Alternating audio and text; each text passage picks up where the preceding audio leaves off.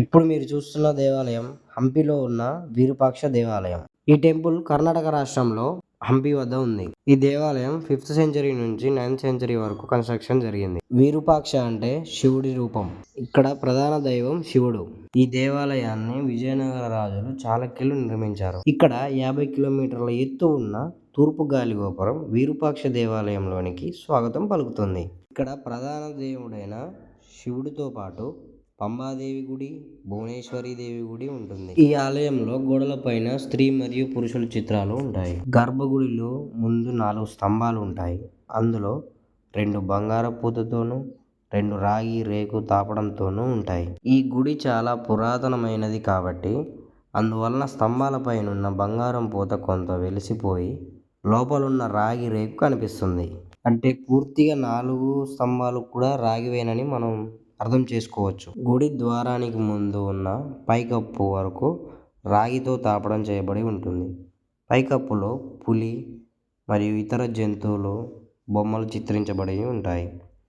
విగ్రహం ముందున్న స్తంభాలలో రంధ్రాలు ఉంటాయి. ఆ రంధ్రాలలో రాత్రి సమయంలో దీపాలు పెడతారు. ఎదురుగా కనిపిస్తున్న శివలింగం చాలా పెద్దగా ఉంది. వర్షాకాల సమయంలో నీటి మట్టం పెరగడం వలన మహామండపంతో పాటు శిఖర భాగం ఇతర మండపాలు నీటిలో మునిగిపోతాయి. అందువలన వర్షాకాలంలో ఈ దేవాలయంలోని కొన్ని ప్రాంతాలకు పర్యాటకుల ప్రవేశం ఉండదు. ఈ దేవాలయానికి విదేశాల నుండి కూడా అనేక మంది పర్యాటకులు వస్తూ పోతూ ఉంటారు.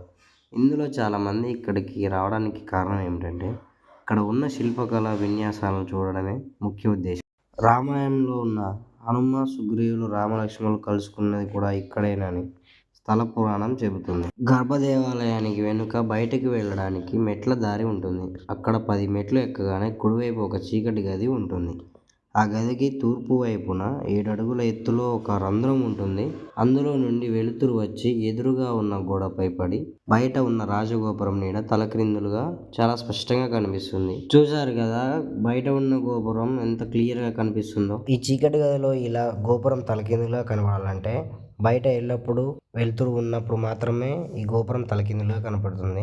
ఈ దేవాలయంలో ఈ ఏనుగు కొన్ని సంవత్సరాల నుంచి ఇక్కడే ఉంటుంది. భక్తులు తెచ్చిన పండ్లను స్వీకరించి ఆ ఏనుగు ఆశీర్వదిస్తుంది. ఈ దేవాలయం సమీపంలో కూర్చున్న లక్ష్మీనరసింహస్వామి యొక్క విగ్రహం కూడా ఉంటుంది. ఈ లక్ష్మీనరసింహస్వామి విగ్రహానికి కొన్ని వందల సంవత్సరాల చరిత్ర ఉంది. రాబోయే రోజుల వారికి ఆ యొక్క చరిత్ర తెలియజేయడానికి గోడలపైన మరియు స్తంభాలపైన శిల్పాలు చెక్కించి దేవాలయం యొక్క గోడలపైన మరియు పైకప్పు పైన మరియు దేవాలయంలో ఉన్న స్తంభాలపైన వ్రాతలు రాయించారు. ఈ స్తంభాలపైన గోడలపైన శిల్పాలు ఎలా ఉన్నాయంటే ఆ శిల్పాలు ఉన్నవారు ఇప్పటికీ మన కళ్ళ ముందే ఉన్నట్లు అనిపిస్తుంది. ఇప్పుడు ఎదురుగా కనిపిస్తున్నది మన ఇండియన్ కరెన్సీ నోటు పైన చిత్రీకరించబడి ఉంటుంది.